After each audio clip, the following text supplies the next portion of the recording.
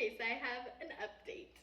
So long story short, I did tell my mom about him today. It was kind of that fine line of waiting to tell my mom until I knew it was serious enough in quotations, but ahead enough in time where it wouldn't like shock her, where I'm like, okay mom, bye, like I'm going to Montana to meet a random boy. So I woke up this morning, and after the conversation that he and I had last night, I don't know, I just felt like God was just like, hey, like now's the time.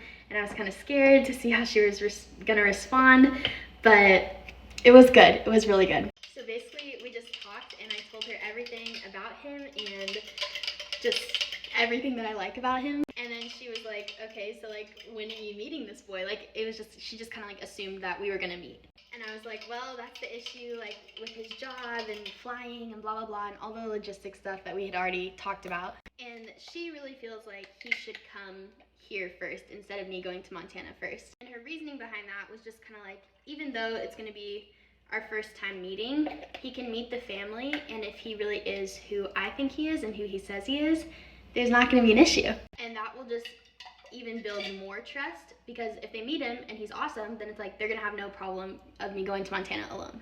So yeah, basically I'm gonna tell Luke. You guys are like finding out before Luke. So I'm gonna tell him tonight all that stuff and see just if we can make it happen and how he feels about it and all those good things. But yeah, he could potentially be coming to LA in a few weeks.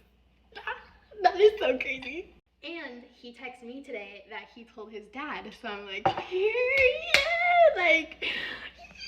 So if you can't tell, I'm very excited, and I will continue to keep you guys updated, so don't even worry. But so far, green flags.